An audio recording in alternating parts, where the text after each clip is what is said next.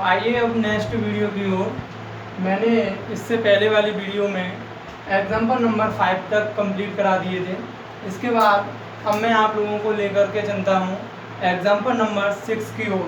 तो देखिए, जैसा कि आप लोगों को दिया गया है एग्जाम्पल नंबर 6 में कहा गया है कि x square upon 5 equal to 20, x square upon 5 equal to 20 को हल कीजिए, है ना।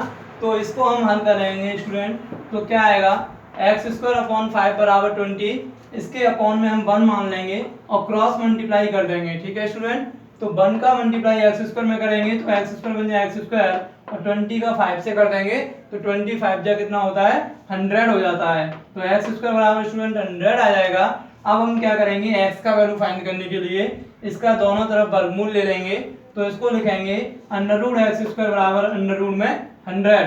ठीक है स्टूडेंट। तब यहाँ से x बराबर हमारा क्या आएगा, 100 का जो स्क्वायर रूट होता है वो कितना होता है, 10 होता है। इसलिए स्टूडेंट इस क्वेश्चन का जो सही आंसर आएगा वो आएगा x बराबर प्लस माइनस के 10। जहां से हमें x के कितने वैल्यू प्राप्त होंगे, 2 वैल्यू प्राप्त होंगे। एक तो हो जाएगा हमारा x बराबर प्लस का 10 और दूसरा हो जाएगा स्टूडेंट x बराबर माइनस का 10। ठीक है स्टूडेंट। तो ये इसका आपका राइट आंसर हो जाता है यहाँ तक। इसके बाद स्टूडेंट मैं आप लोगों को लेकर चलूंगा एग्जाम्पल नंबर 17 की ओर, जो मैंने आपको व्हाट्सएप पे दिया था।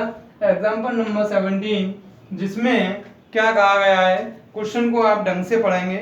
एग्जाम्पल नंबर 17 में लिखा हुआ है कुछ इस प्रकार से है कि स्टेशनरी की एक दुकान में 3 पेंसिल कटर की कीमत 2 पेन की कीमत से 2 रुपये अधिक है। यानी कि 3 पेंसिल कटर की कीमत 2 पेन की कीमत से 2 रुपये अधिक है। तो बच्चों सबसे पहले हमें क्या पता होना चाहिए, पेंसिल कटर की कीमत पता होनी चाहिए और पेन की कीमत पता होनी चाहिए, है ना। तभी तो हम उसकी कीमत निकाल पाएंगे स्टूडेंट। तो इसलिए हम जो चीज हमें पता नहीं होती है उसको हम मान लेते हैं x। मैंने इससे पिछली वीडियो में भी बताया था। तो मैं मान लूंगा कि माना कि एक पेंसिल कटर की कीमत बराबर x रुपए है। कितनी है, x रुपए है। और एक पेन की कीमत कितनी है, 22 रुपए है। अलग अलग हम मान लेंगे दोनों को। पेन की कीमत मान ली हमने 22 रुपए और एक पेंसिल कितने की आती है, एक पेंसिल कटर हमारा आता है x रुपए का। ठीक है ना। तो हम प्रश्न के अनुसार करेंगे। प्रश्न में क्या कहा था बच्चों, ये कहा था कि 3 पेंसिल कटर की कीमत 2 पेन की कीमत से 2 रुपए क्या है, अधिक है। तो किससे अधिक है, इससे अधिक है पेन से। इसलिए पेनों को क्या कर देंगे, माइनस कर देंगे पेन की कीमत को, किसमें से, पेंसिल कटर की कीमत में से। तो ये हो जाएगा 3x माइनस के 2y बराबर कितना, 2। ये बन जाएगा आपका समीकरण नंबर 1। इसी प्रकार से बच्चों आगे पढ़िए, क्वेश्चन क्या कह रहा है। इसके अतिरिक्त 7 पेंसिल कटर की तथा 3 पेन की कीमत 42 रुपए है। ठीक है बच्चों। तो अब ये कह रहा है कि 7 पेंसिल कटर की कीमत और 3 पेनों की कीमत मिलाकर के कितने रुपए के आ रहे हैं, ये 43 रुपए के आ रहे हैं। कितने के आ रहे हैं, 43 के।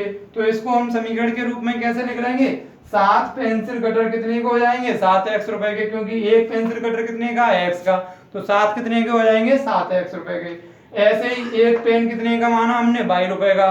तो 3 पेन कितने के हो जाएंगे, 3y का गुणा कर देंगे उसमें। तो बच्चों समीकरण हमें क्या मिलेगा, यानी कि दोनों मिलाकर के कितने रुपए के खरीदते हैं हम, 43 रुपए के।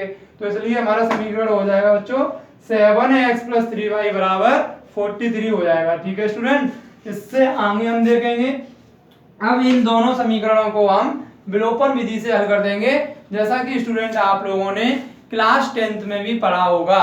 विलोपन विधि का मतलब होता है कि हमें जो दोनों समीकरण दिए गए हैं उसमें x या y, या तो फिर हम x के मान को बराबर कर लेते हैं, यानी कि अपनी तरफ से कुछ ऐसी संख्या का गुणा करते हैं ऊपर नीचे समीकरण में, जिससे कि ऊपर वाले समीकरण की और नीचे वाले समीकरण की, दोनों समीकरणों की वैल्यू बराबर हो जाए।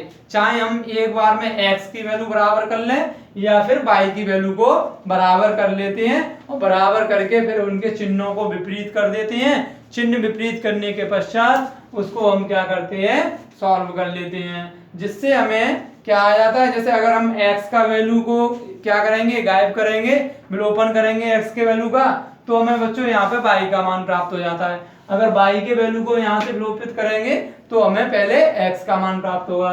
तो बच्चों यहाँ पे हमने क्या किया है, बाई के वैल्यू को बराबर किया है। अब बच्चों बाई का वैल्यू बराबर करने के लिए देखिए यहाँ पे 2 है, यहाँ पे 3 है, तो हम ऐसा क्या सोचें जिससे कि बाई के मान दोनों के लिए बराबर हो जाएं।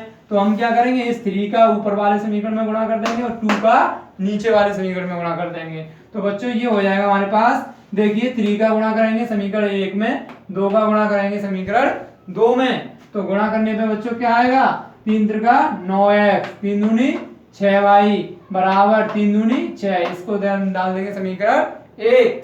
समीकरण 2 क्या आएगा, 2 सत्ते 14x, 2 का 3 में करेंगे तो 2 तिया 6y प्लस के और 43 दूनी 86। ठीक है बच्चों, तो ये हो गया समीकरण 2। अब देखिए इसके चिन्ह पहले से ही क्या है, विपरीत है। अगर चिन्ह पहले से ही विपरीत होते हैं तो क्या लिख देते हैं, जोड़ने पर। अगर चिन्ह समान होते हैं तो क्या लिखते हैं, घटाने पर। तो बच्चों यहाँ पे क्या करना पड़ेगा, हमें जोड़ना पड़ेगा समीकरणों को। जब बच्चों समीकरणों को जोड़ेंगे तो 1914x को जोड़ देंगे तो 23x हो जाएगा बच्चों ये, और ये 6y से 6y प्लस माइनस के होने की वजह से कट जाएंगे।